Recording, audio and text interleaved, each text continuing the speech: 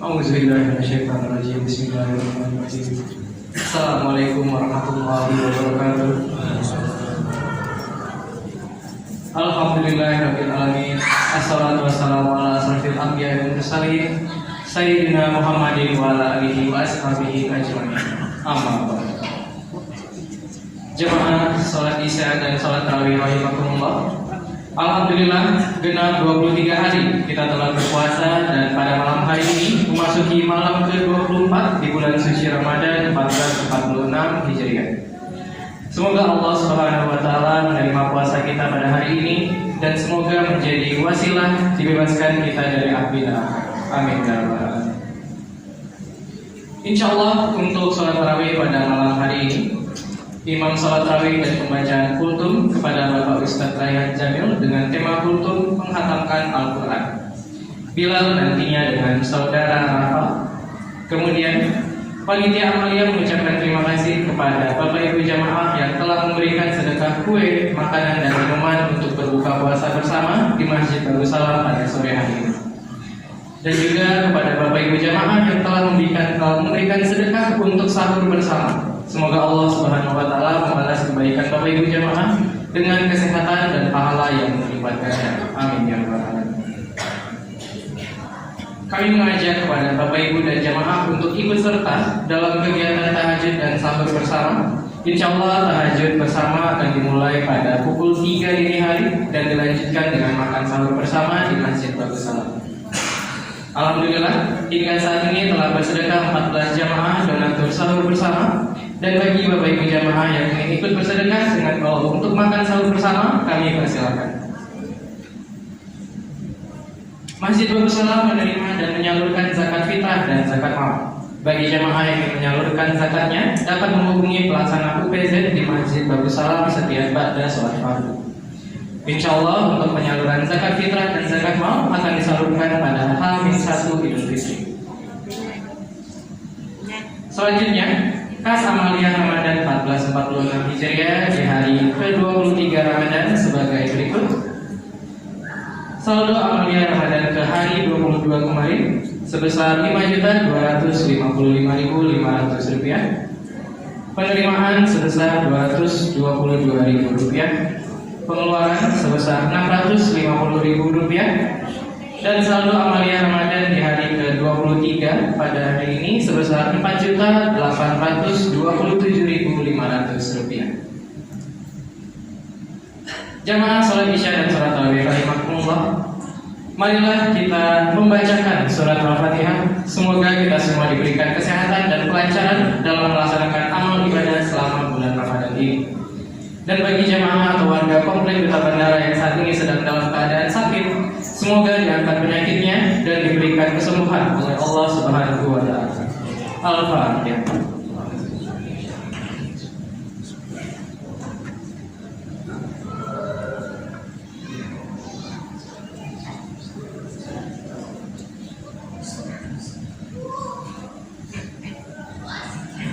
Akhir kata, dengan demikianlah yang dapat kami sampaikan. Atas perhatiannya kami ucapkan terima kasih.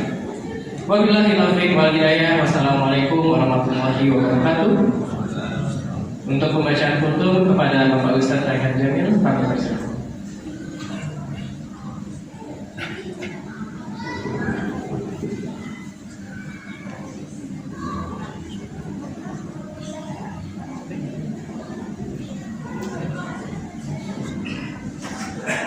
Assalamualaikum warahmatullahi wabarakatuh.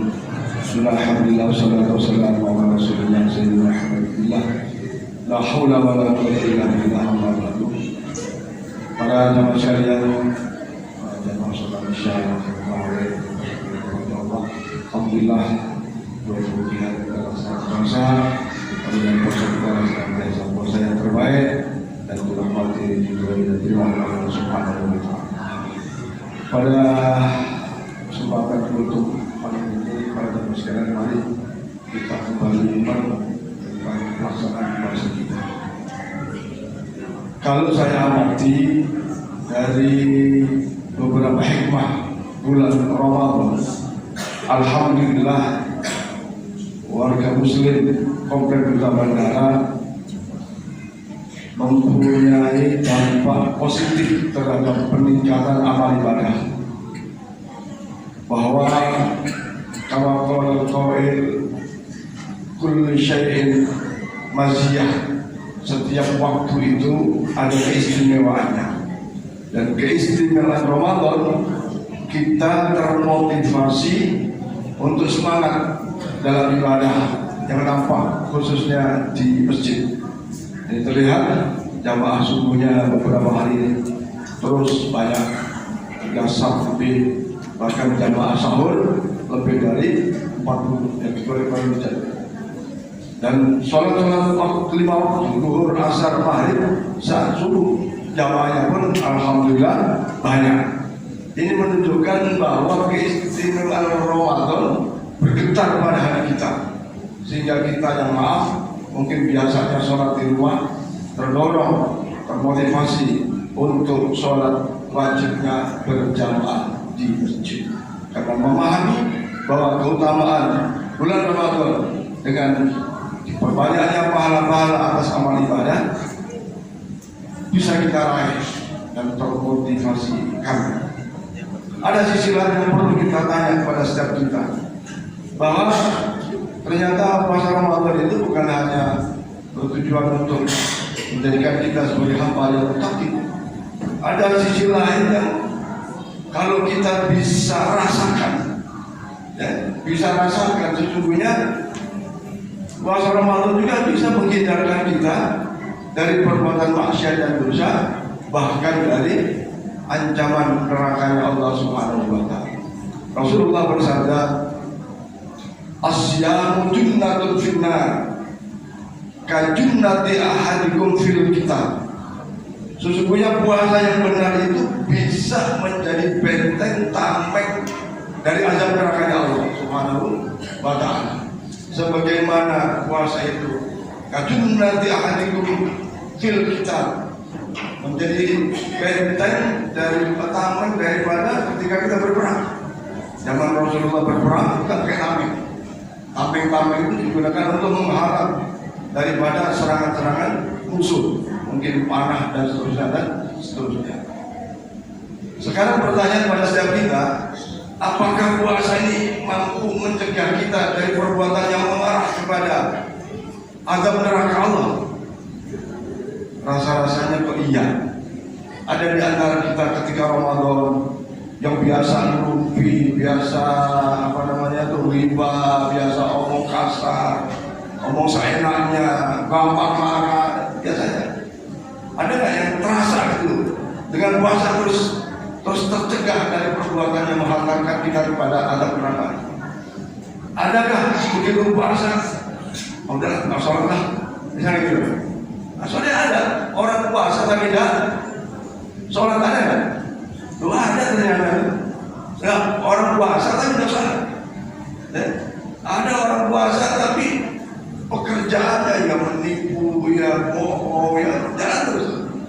Bahkan ya seperti itulah ada di antara kita umat Islam yang puasa tapi puasanya nggak bisa menghindarkan dari perbuatan-perbuatan kemaksiatan dan dosa, sehingga dengan kemaksiatan dan dosa itu ya tentu saja akan dapat balasan azabnya Allah Subhanahu wa taala. Maka Rasulullah bersabda di hadis yang baik, "As-siyam junnatun kama kajunnati ahadikum fala rafasa wala juh. Jika puasa itu menjadi benteng dari kita dari perbuatan maksiat dan dosa yang menghantarkan kepada neraka, ketika puasanya itu kata Rasulullah, fala yadus, puasanya dari omongan kotor, omongan yang menjengkelkan, omongan yang membuat sakit hati, omongan macam-macam dari lisan kita. Kemudian fala yadhal, puasa tapi jelek-jelekin orang.